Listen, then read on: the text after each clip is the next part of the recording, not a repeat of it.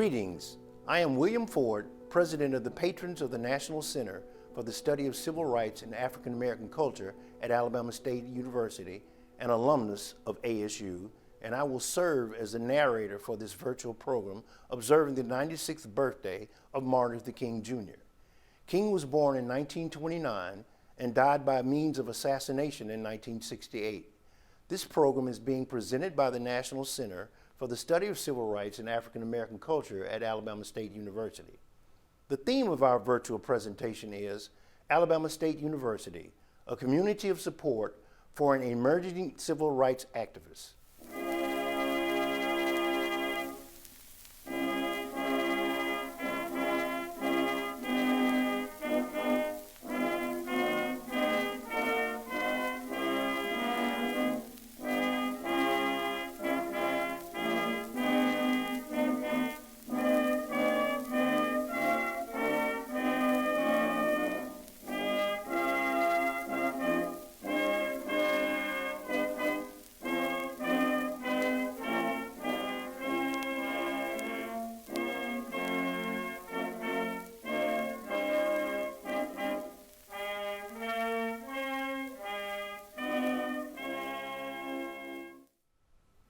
Alabama State, O mother dear, again we come to thee.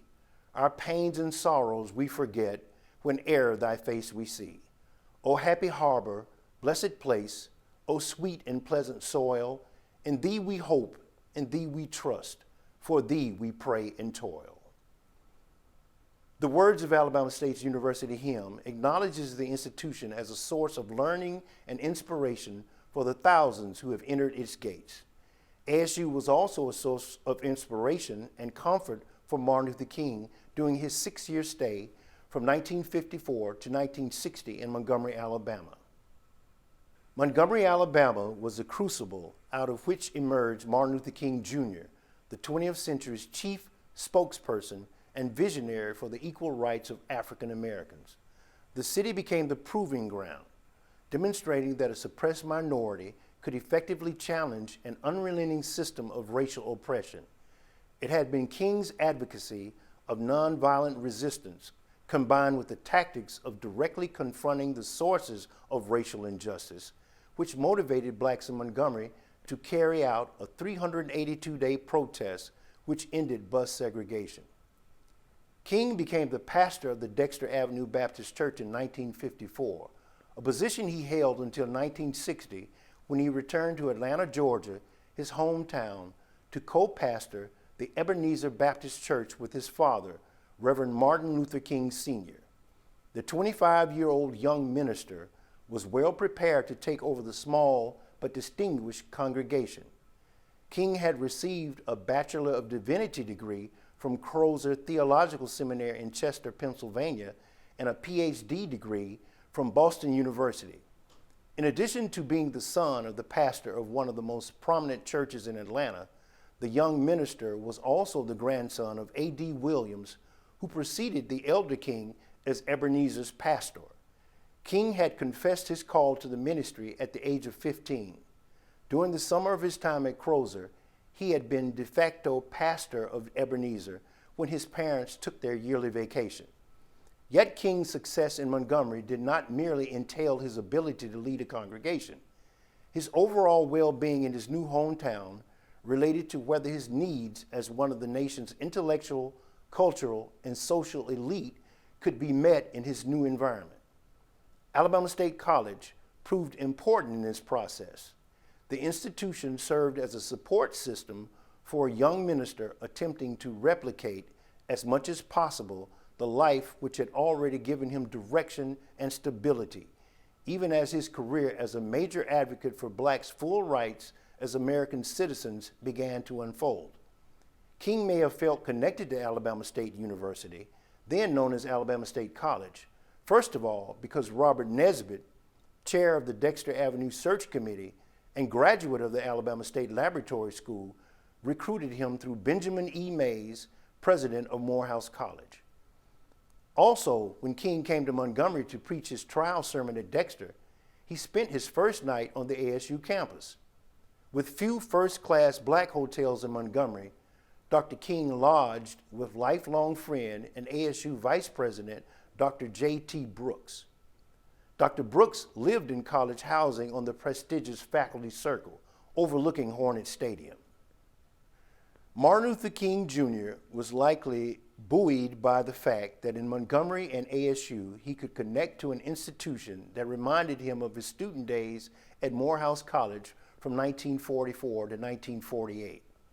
Morehouse College graduates generally consider schools like Alabama State subpar to the Morehouses, the Fisks, and Howards of the nation.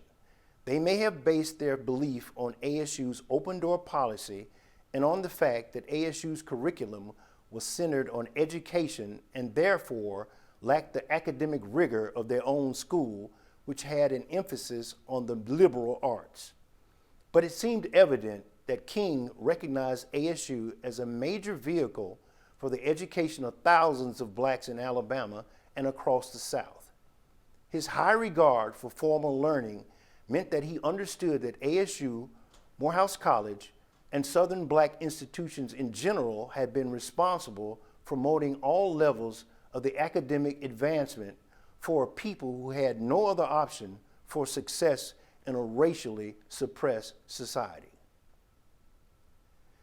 The event, which initially may have indicated that ASU would assist King in adjusting to Montgomery, was a commencement address he made at the institution in 1955.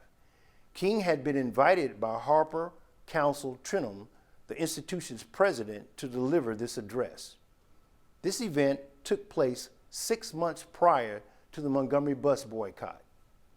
We can assume that the students and others in the audience on that occasion later took note of the fact that they had heard from the individual who would become one of the most consequential civil rights leaders in the nation's history. The new pastor at the Dexter Church may have also been drawn to ASU because it provided him an opportunity to reconnect with the individuals he had known prior to coming to Montgomery. King renewed his friendship with Morehouse College schoolmate Robert Williams.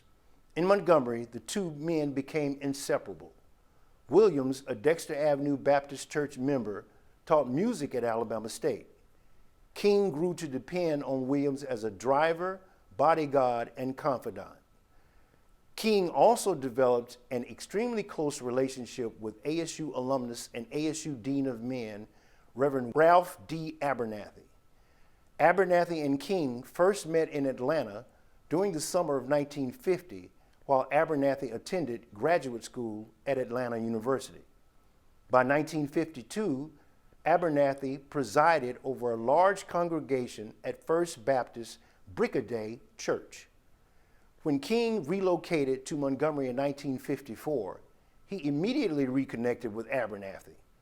For the next 13 years, until King's assassination in 1968, the two men became inseparable, collaborating on movement strategies, participating in movement demonstrations, and helping to negotiate some of the era's most important civil rights legislation. King may also have been elated by the fact that another Morehouse schoolmate was the president of ASU itself.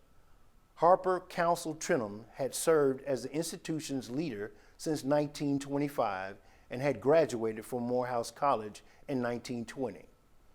Alabama State University proved central to King's successful transition to Montgomery because it linked him to the life he wished to maintain as an intellectual.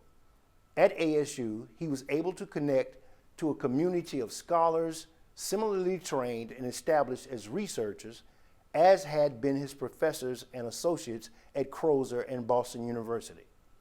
Lawrence Riddick, the most noted of these individuals, had received his bachelor's and master's degrees from Fisk University and a PhD from the University of Chicago. Prior to his coming to ASU in 1955, as historian and chair of the Department of History, Riddick had achieved notoriety and prestige at several institutions. These included the City College of New York, Atlanta University, and the Schomburg Center, also in New York. At heart, King was an ambivert, a cross between an extrovert and an introvert. In 1952, while King worked on his doctorate at Boston University, he was initiated into Alpha Phi Alpha fraternity, Sigma chapter. Interestingly enough, it appears that ASU was a factor in the enhancement of King's social connections. Once King arrived at ASU, he found a thriving band of brothers with similar backgrounds and interests, which made it easier to adjust to life in Montgomery. In 1956, King served as guest speaker for the Alpha Phi Alpha Founders Day observance. The celebration was held on the ASU campus at Tullibody Hall. The combined graduate and undergraduate chapters traditionally held the celebration close to December 4th, the founding date of the fraternity in 1906. The graduate Alpha Phi Alpha chapter included several members who were administrators, faculty, staff, and alumni of ASU. ASU also proved beneficial to King's new life in Montgomery because he was able to complete his doctoral dissertation at the school's library. In February 1954, after passing his doctoral oral examinations, King began working on his dissertation entitled A Comparison of the Conception of God in the Thinking of Paul Tillich and Henry Nelson Wyman. King's dissertation proposal was approved by Boston University's graduate school on April 9, 1954. Less than a week later, the young theologian accepted the call to pastor the Dexter Avenue Baptist Church. To help facilitate the completion of King's scholarly work, Benjamin Mays, the president of King's alma mater, Morehouse College, appealed to fellow Morehouse alumnus and Alabama State University president Harper Council Trenholm. Mays asked Trenholm to extend library privileges at the school to King. After using the resources at the college library, then located in Trenholm Hall, King submitted the final version of his dissertation before the April 1955 deadline. He had been assisted in this process by ASU Library Director Ollie Brown. Reverend King then returned to Boston for his oral defense, and in May 1955, the graduate faculty at Boston University voted to confer the degree of PhD upon the young scholar. The makeup of the Dexter Church made it inevitable that King would develop deep connections to Montgomery and to ASU. Dexter, before and during King's pastorate from 1954 to 1960, was known as the College Church. Approximately 60% of the professional membership of the church was made up of current or retired ASU alumni, relatives of alumni, administrators, faculty, and staff. A majority of the women holding leadership position at Dexter Church were also Alabama State administrators, faculty, or staff. Leila Barlow, chair of the theater department, also served as the superintendent of the church's Sunday school, while Mary Fair Burks, chairman of the Department of English, and Joanne Robinson, English instructor, co-chaired Dexter's Social and Political Action Committee. Dr. Zelia Evans, a professor of education, served as vice president of the Women's Council at the church. Dozens of other professional women worked at ASU and worshiped at Dexter Avenue Baptist Church, including Portia Trenholm, the wife of the university's president, and Thelma Rice, professor of education. The list of men who worked at Alabama State and worshiped at Dexter reads like a who's who in Black Montgomery. Prominent members included Alabama State President Harper Council Trenholm, University Medical Director Dr. Roman T. Adair, and history professor and swim coach Norman Walton. Businessman and former head football coach Rufus Lewis worked with the Montgomery Improvement Association as chair of the Transportation Committee Pool and Political Action Chair. Also among the ASU personnel who were Dexter members were Reverend B.J. Sims, who taught sociology at the school, and Dr. Ralph Bryson, who taught in the Department of English. A significant segment of ASU faculty, staff, and alumni who were Dexter members were also frontline supporters of the boycott. Joanne Robinson, an English professor at ASU and the president of the Women's Political Council, a local activist group in the city, is likely the most prominent of these individuals. In the hours following the arrest of Rosa Parks on December 1, 1955, Robinson and two of her students in Council Hall on the campus duplicated thousands of flyers. The flyers urged blacks to engage in a one-day boycott of segregated city buses on December 5th. This event was a springboard which led to the end of bus segregation in Montgomery. Mary Fair Burks, the chair of ASU's Department of English and the founder of the Women's Political Council, as well as a member of the Dexter congregation, stood alongside Robinson as a major boycott activist. Additionally, Rufus Lewis, a former ASU football coach, helped organize the Montgomery Improvement Association, the organization directing the boycott, and served on its executive committee. Lawrence Reddick, chair of ASU's Department of History, published the first biography of King, Crusader Without Violence.